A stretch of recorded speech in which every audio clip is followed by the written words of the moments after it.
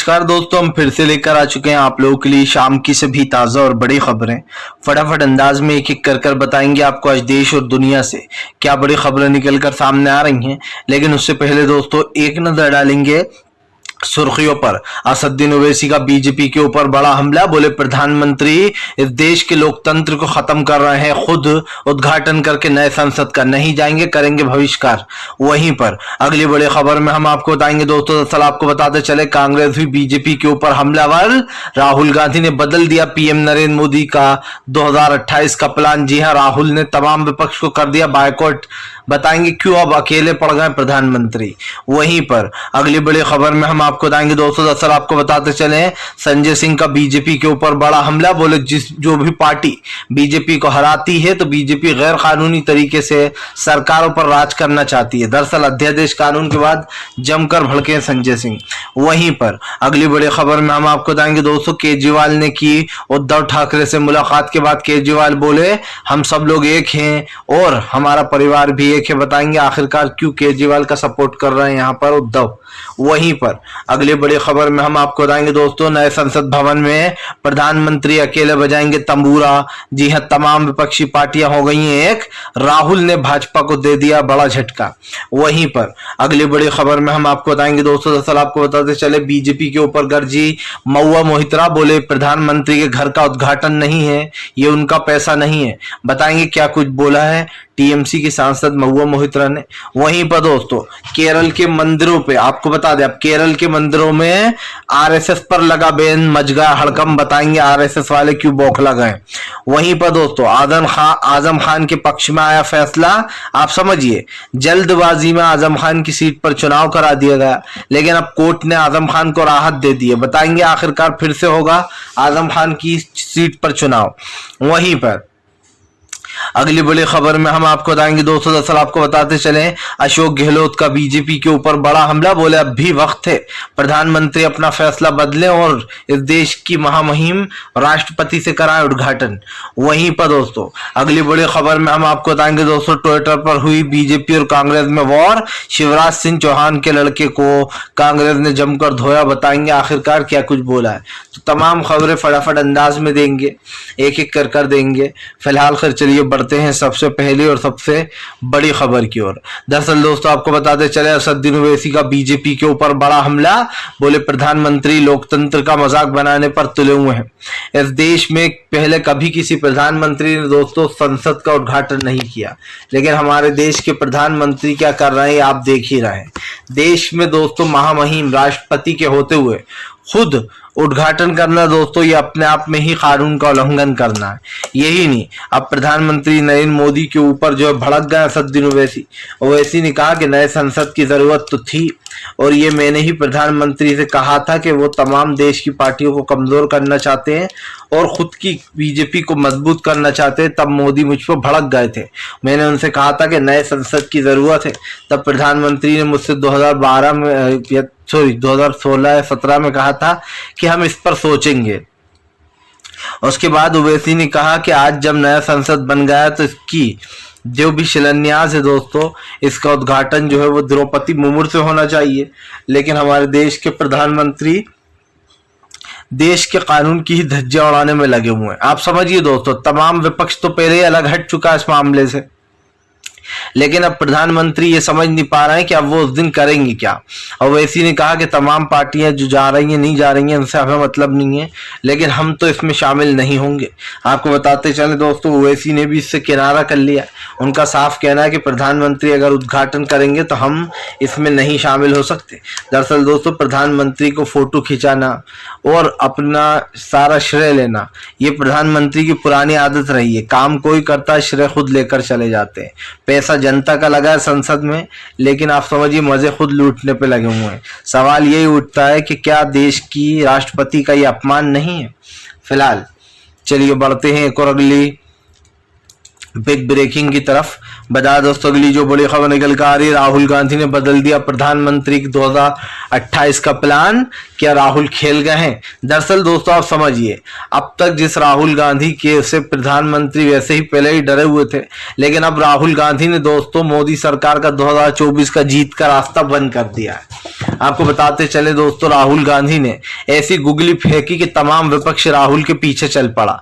दरअसल राहुल गांधी ने ट्वीट करते हुए कहा था कि ये इस देश की राष्ट्रपति का अपमान है और नए संसद में प्रधानमंत्री ऐसे उसका वो कर रहे हैं जैसे कि प्रधानमंत्री ने अपने पैसों से संसद बनवाया हो। आप समझिए, खुद ही उद्घाटन करेंगे, खुद ही ईंटें रखने जाएंगे, वहां पर फोटो खिंचवाएंगे, फोटो जीवी बनेंगे। उसके बाद दोस्तों सवाल ये उठा कि राहुल के पीछे कौन कौन आएगा। जैसे ही राहुल यानी कि कांग्रेस ने बायकॉट किया नए संसद का, वैसे ही दोस्तों तमाम विपक्षी पार्टियां कांग्रेस के साथ हो ली। जाहिर सी बात है, इस चीज का एक सबसे बड़ा रीजन ये भी था कि प्रधानमंत्री को लग रहा था कि तमाम विपक्ष पार्टियां भी आएंगी, में ढोल नगाड़े बजेंगे और मैं सारा श्रेय खुद ले लूंगा, मेरे फोटो वगैरह खींचेंगे। अब राहुल गांधी ने जो गुगली फेंकी दोस्तों, उसमें तमाम विपक्ष फंस गया, कोई भी जाने को तैयार नहीं है, तमाम विपक्ष पार्टियों ने हाथ खड़े कर दिए हैं। मतलब साफ है दोस्तों कि राहुल गांधी ने 2024 की जीत का रास्ता अपने इधर मोड़ लिया है। प्रधानमंत्री चाह रहे थे कि 2028 का खेल हो, लेकिन इधर राहुल गांधी खेल करके चलेगा। यही कारण है दोस्तों जो राहुल गांधी की पॉपुलैरिटी लगातार बढ़ती चली जा रही है। आप समझिए, भारत जोड़ो यात्रा के बाद से राहुल गांधी की जिस तरीके से पॉपुलैरिटी बढ़ रही है, इसे देखकर ये कहना गलत नहीं होगा दोस्तों कि राहुल डायरेक्ट आप समझिए 30वें नंबर पे थे, 30 नंबर पर, और आज राहुल गांधी प्रधानमंत्री के सेकंड नंबर यानी कि सेकंड नंबर पर राहुल गांधी बन गए लोगों की सबसे बड़ी पसंद। जाहिर सी बात है, ये जो आगे के जो महीने हैं इसमें राहुल गांधी दोस्तों नंबर 1 बन जाएंगे, क्योंकि जाहिर सी बात है जब इतने कम समय में राहुल गांधी ने इतनी लंबी छलांग मार दी, पॉपुलैरिटी में दूसरे नंबर पर आ गए, तो आप समझ सकते हैं कि आने वाले समय में दोस्तों राहुल गांधी होंगे प्रधानमंत्री की पहली पसंद और सरकार भी बना लेंगे वो। क्योंकि जो राहुल गांधी की छवि दिखाई दे रही है, जो बदली है इतनी तेज स्पीड से, उससे साबित हो गया कि आने वाले समय का किंग राहुल ही होंगे। चलिए बढ़ते हैं एक और अगली बिग ब्रेकिंग की तरफ। बता दोस्तों अगली जो बड़ी खबर निकल कर आ रही है, आपको बता दो उद्धव ठाकरे से मिलकर बोले केजरीवाल, बोले बीजेपी उड़ा रही है देश के लोकतंत्र की धज्जियां, जो कि लोकतंत्र के लिए सही नहीं है। कोर्ट अपना फैसला देता है, बीजेपी वाले कहते हम नहीं मानते इस फैसले को और रातों रात अध्यादेश कानून ले आते, मतलब कि सुप्रीम कोर्ट के फैसले का भी सम्मान नहीं करते। इनके हिसाब से दोस्तों लॉ एंड ऑर्डर कुछ नहीं है, कानून व्यवस्था की इन्होंने धज्जियां उड़ा रखी हैं। सवाल ये उठता है कि इस वक्त जो सरकार के कारनामे हैं दोस्तों, इस पर सवाल तो उठ ही रहे हैं, लेकिन एक चीज और तय है दोस्तों, आपको भी पता है कि प्रधानमंत्री नरेंद्र मोदी जो बातें कर रहे हैं या फिर जो चीजें कर रहे हैं, जैसे कि अब सुप्रीम कोर्ट ने एक फैसला दिया कि भाई दिल्ली का जो बॉस है वो अरविंद केजरीवाल ही होंगे, लेकिन रातों रात बीजेपी अध्यादेश कानून ले आई। ऐसे तो दोस्तों जाहिर सी बात है सुप्रीम कोर्ट फैसले देगा और इधर बीजेपी अपना नया अध्यादेश ले आया करेगी, तो फिर सुप्रीम कोर्ट की जरूरत ही क्या है। आप समझिए, सुप्रीम कोर्ट का मतलब होना चाहिए फाइनल, यानी कि दोस्तों जो एक बार सुप्रीम कोर्ट ने फैसला दे दिया उसको सरकार भी नहीं बदल सकती। सुप्रीम कोर्ट के ये मायने होना चाहिए हमारे देश में, क्योंकि दोस्तों आप समझिए न्याय बड़ी मुश्किल से मिलता है और जब वो मिलता है तो उसकी एक अलग खुशी होती है, लेकिन पल में ही अगर वो न्याय छिन जाए और आपको फिर से उस चीज का सामना करना पड़े तो आपको बहुत बुरा लगता है। जैसे कि मान लीजिए दोस्तों हमारे देश में सुप्रीम कोर्ट है, लेकिन क्या सच में दोस्तों जो बेचारे सच में जो गरीब हैं, जिनको न्याय नहीं मिल पाता हाई कोर्ट से, क्या सच में वो लोग सुप्रीम कोर्ट जा पाते हैं? नहीं जा पाते, क्योंकि उनके पास पैसा ही नहीं है दोस्तों। सुप्रीम कोर्ट में 2 लाख रुपए तो ऐसे ही लग जाते हैं, 1-2 लाख रुपए कागज बनवाने में, तो गरीब आदमी कहाँ से ही जाएगा, आप खुद सोचिए। और यही कारण है जो केजरीवाल ने बीजेपी को घेरा और कहा कि देश के लोकतंत्र को बर्बाद करने पर तुली है बीजेपी। फिलहाल चलिए बढ़ते हैं एक और अगली बिग ब्रेकिंग की तरफ। बता दोस्तों अगली जो बड़ी खबर निकल कर आ रही है, अखिलेश यादव का बीजेपी के ऊपर बड़ा हमला। बोले बीजेपी की तो आदत हो गई है दूसरे के काम का श्रेय खुद ले लेना। अखिलेश यादव का कहना है कि फिलहाल नए संसद का पैसा जनता का पैसा है और ये जनता के खून पसीने के पैसे को जो है यहाँ पर संसद में लगाया गया है। आपको बताते चले नए संसद को लेकर अखिलेश ने बीजेपी को घेर लिया है। अखिलेश का कहना है कि पहले तो भारतीय जनता पार्टी ये क्लियर करे कि आखिरकार इसका शिलान्यास राष्ट्रपति राष्ट्रपति द्रौपदी मुर्मू के हाथ क्यों नहीं किया जा रहा? अखिलेश यादव ने कहा कि हम नहीं जाएंगे उद्घाटन में, जहां पर एक देश की राष्ट्रपति का अपमान होगा वहां जाकर खड़े भी नहीं होंगे। आपको बताते चले दोस्तों, अखिलेश ने कहा कि फिलहाल प्रधानमंत्री नरेंद्र मोदी ने 2014 में कुछ वादे किए थे इस देश की जनता से कि मोदी जी आने वाले हैं, अच्छे दिन लाने वाले हैं, मैं किसानों की आय दोगुनी कर दूंगा, बच्चों का भविष्य बदल जाएगा, पेट्रोल डीजल के दाम कम कर दूंगा, एलपीजी के दाम कम कर दूंगा। लेकिन हुआ क्या? इनके दाम लगातार दोस्तों ग्रोथ होती गई। आप समझिए, दाम बढ़ते चले गए। सवाल ये उठता है कि प्रधानमंत्री अपने मन मुताबिक काम क्यों करते हैं? आप समझिए, अपने मन मुताबिक चलना दोस्तों और अपने मन मुताबिक काम करना अब ये प्रधानमंत्री की पहचान बन चुकी है। इस देश में आप नोट लाते हो और बंद भी आप ही कर देते हो, तो फिर सवाल तो उठेंगे ही। उसके ऊपर से आप देखिए कि प्रधानमंत्री किसी के सवाल का कोई जवाब नहीं। अब तक 9 साल हो चुके हैं, ये बस लास्ट महीना और चलेगा दोस्तों, साल और चलेगा, उसके बाद जो है यहाँ पर प्रधानमंत्री के 10 साल पूरे। सवाल ये उठता है कि इन 10 सालों में आपने जनता के लिए किया क्या? जनता ने आपको 2 बार मौका दिया, एक बार पीएम बने आप 2014 में, दूसरी बार 2017 में। उसके बावजूद भी दोस्तों आप देख लीजिए क्या हो रहा है, देश में कोई विकास नहीं। और महंगाई की अगर आज बात की जाए तो छप्पर फाड़ महंगाई है जिससे जनता परेशान है। चलिए बढ़ते हैं एक और अगली बिग ब्रेकिंग की तरफ। बजा दोस्तों अगली जो बड़ी खबर निकल कर आ रही है, आपको बताते चले दोस्तों, आजम खान को दोस्तों विधानसभा से मिली राहत कोर्ट से। आपको बताते चले दोस्तों, आजम खान की जो सदस्यता रद्द की गई थी उस पर रोक लगा दी गई है। लेकिन सवाल ये दोस्तों कि योगी सरकार ने इन लीगली तरीके से जल्दबाजी में आजम खान की सीट पर चुनाव करवाया और आजम खान अपनी सीट हार गए, क्योंकि आजम खान तो लड़ नहीं सकते थे, उन्होंने अपने एक दोस्त को खड़ा किया था सीट से। अब दोस्तों आप समझिए, क्या ये फैसला गैर कानूनी नहीं था कि इतनी जल्दबाजी में चुनाव करा डाला? अब इसको लेकर दोस्तों घमासान मच गया, क्योंकि कोर्ट ने तो आजम खान को राहत दे दी है। ऐसे में माना जा रहा है कि अब चुनाव आयोग और हाई कोर्ट मिलकर ये तय करेंगे दोस्तों कि फिलहाल वहां पर इस सीट पर, आजम खान की सीट पर कब चुनाव होगा।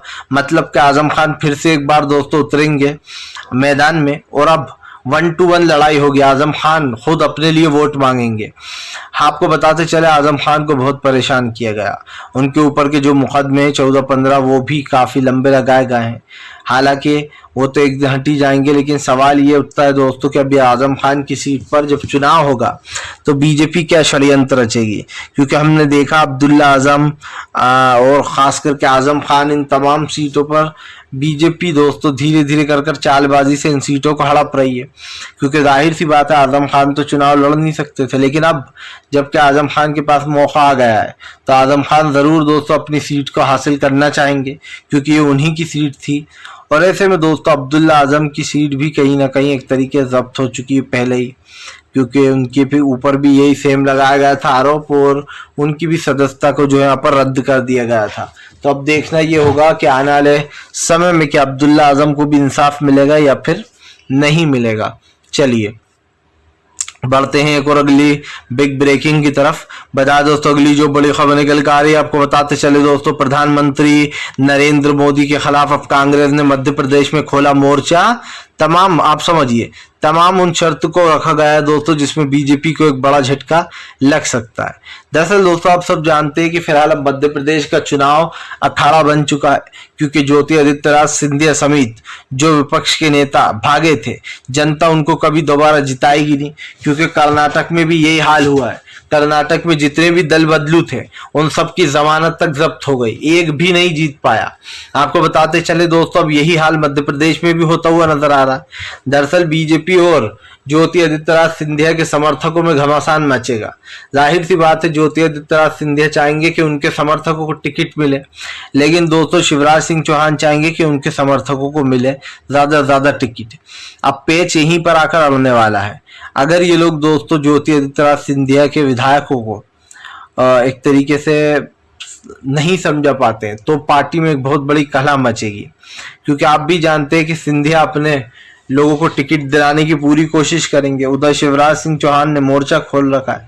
माना तो ये भी जा रहा है कि अब की बार सीएम बदलेगा मध्य प्रदेश का। हाँ बदलेगा तो सही, लेकिन अब की बार कांग्रेस ही आ चुकी होगी सत्ता में दोस्तों, तो खैर ये सीएम तो बदल नहीं पाएंगे, लेकिन कांग्रेस ने अभी से अपनी रणनीति शुरू कर दी है। आपको बताते चले दोस्तों, एक ट्वीट भी किया गया है, खास करके शिवराज सिंह चौहान के लड़के और कांग्रेस बीजेपी में बहस हो गई, लंबी बहस। संसदीय लोकतंत्र के वरीयता कार्यक्रम अनुसार दोस्तों यहाँ पर काफी कुछ बदलाव होने वाले हैं। ऐसे में ये देखना होगा कि आखिरकार क्या होने वाला है, क्योंकि दोस्तों हम आपको बताते चले यहाँ पर साफ दिखाई दे रहा है कि कांग्रेस बीजेपी के ऊपर हमलावर हो गई है। शिवराज सिंह चौहान के मध्य आदरणीय मामा जी, अब आपकी जल्द ही तुलना तकलीफ खत्म होने वाली है, क्योंकि कमलनाथ जी मुख्यमंत्री बनते ही आपको भी 500 रुपए में सिलेंडर देंगे। ये कांग्रेस ने ट्वीट किया है। ये ट्वीट इसलिए किया है क्योंकि शिवराज सिंह चौहान की जो धर्मपत्नी है दोस्तों, वो चूल्हे पर खाना बना रही थी दिखाने को। कांग्रेस ने ले लिए मजे, तो कांग्रेस ने भी कह दिया कि भैया कमलनाथ जी की सरकार आने वाली है, शिवराज सिंह चौहान जी हम आपको भी 500 में सिलेंडर देंगे। चलिए बढ़ते हैं एक और अगली बिग ब्रेकिंग की तरफ। बजा दोस्तों अगली जो बड़ी खबर निकल कर आ रही है, आपको बताते चले दोस्तों, जमकर गरजे जो है यहाँ पर एक बार फिर से भारतीय जनता पार्टी के ऊपर संजय रावत और ठाकरे। बोले बीजेपी ने महाराष्ट्र की सरकार के साथ भी यही किया जो वो दिल्ली की सरकार के साथ कर रही है।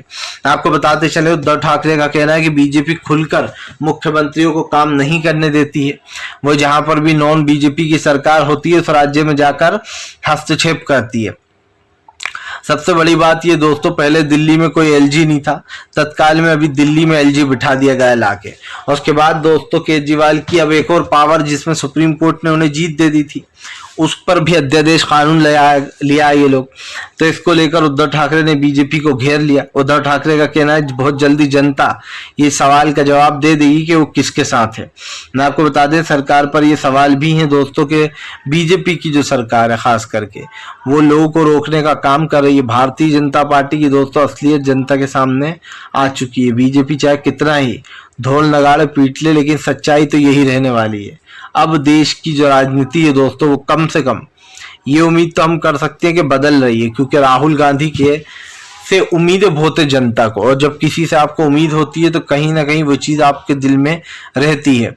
चलिए बढ़ते हैं एक और अगली बिग ब्रेकिंग की तरफ। बता दोस्तों अगली जो बड़ी खबर निकल कर आ रही है, आपको बताते चले दोस्तों, टीएमसी सांसद महुआ मोहित्रा का बीजेपी के ऊपर बड़ा हमला। आपको बताते चले दोस्तों, महुआ मोहित्रा ने बीजेपी को घेर लिया।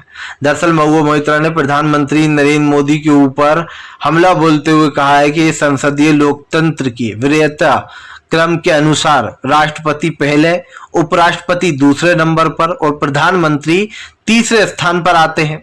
यह पीएम मोदी का घर नहीं है जो उन्हें अपने पैसे से बनाया है। ऑल इंडिया तृणमूल कांग्रेस 28 मई की पार्टी में शामिल नहीं होगी। बीजेपी को शुभकामनाएं। अब आप समझिए दोस्तों, तृणमूल कांग्रेस की जो तेज तर्रार नेता महुआ मोहित्रा कैसा कटाश कस गई हैं कि भैया पहले नंबर पर जो लोकतंत्र है उसके अनुसार पहले नंबर पर आते हैं राष्ट्रपति, दूसरे नंबर पर आते हैं उपराष्ट्रपति, तीसरे पर आता है देश का प्रधानमंत्री।